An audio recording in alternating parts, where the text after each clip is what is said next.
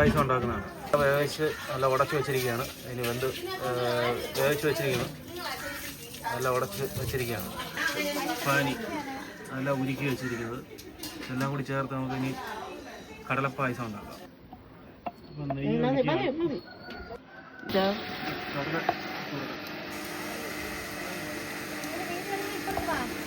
അപ്പം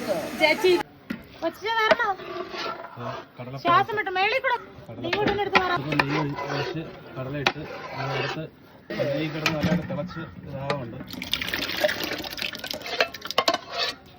കടലപ്പായസം അരിച്ചൊഴിക്കാം. ശർക്കര പാനി ഉരുക്കിയത് അരിച്ചൊഴിക്കാം. കടലപ്പായസം നല്ലതായിട്ട് കലക്കി കൊടുക്കണം. അപ്പൊ നമുക്ക് ചവ്വരി കൂടി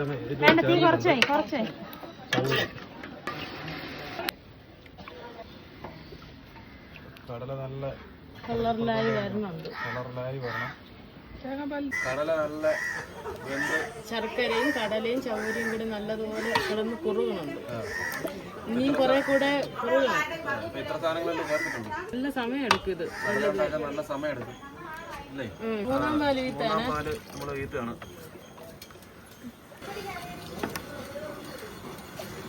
കുറച്ചിട്ട് അത് മാറ്റി വെച്ചിട്ട് ഇത് മധുരം നോക്കണ്ടല്ലോ. മധുരം നോക്കിക്കൂടാ. ഇത് നമ്മള് 16 ചടങ്ങിന് വേണ്ടിയിട്ട് മധുരം നോക്കിക്കൂടാ. മധുരം നോക്കി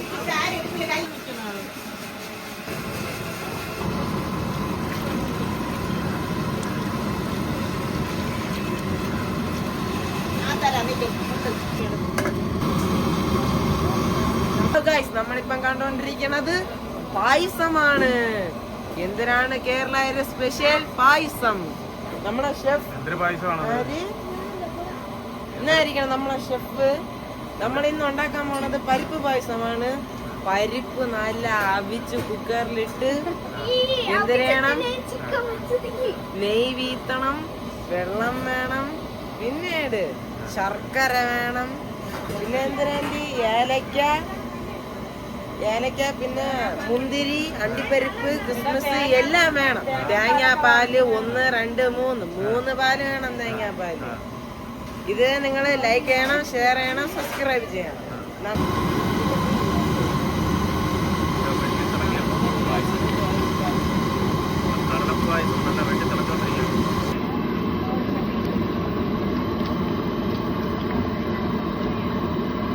പൊടിച്ചു വെച്ചിരിക്കുന്നത് പഞ്ചസാരയും ഏലക്കയും കൂടി പൊടിച്ചെടുത്തിരിക്കുന്നത് ഇതിലിടാൻ വേണ്ടി.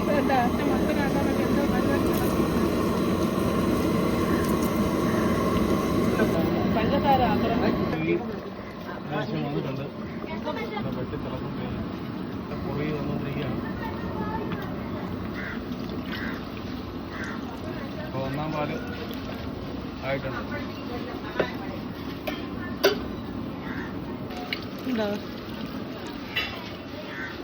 മതിയോ? അതിന് വെള്ളം വെച്ചിരിക്കണം. എല്ലാ പാലും ആയി കഴിഞ്ഞ് ഇനി നല്ലതായിട്ട് മുറുകി വന്നാൽ മാത്രം മതി. നമ്മൾ നെയ്യ് ഒഴിച്ചു കൊടുത്തിട്ടുണ്ട്.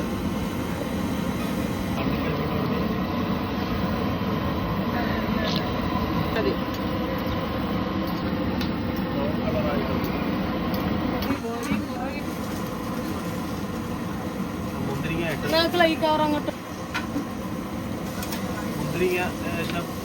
സെറ്റായിട്ടുണ്ട്. മുന്തിരിപ്പഴവും നെയ്യിൽ വറുത്തെടുത്തതാണ് ഇട്ട് കൊടുക്കാം.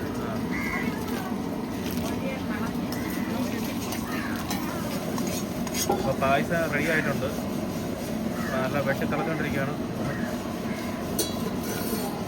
ഇത് ചട്ടി എവിടെ മാറ്റി പായസം ഓക്കെ.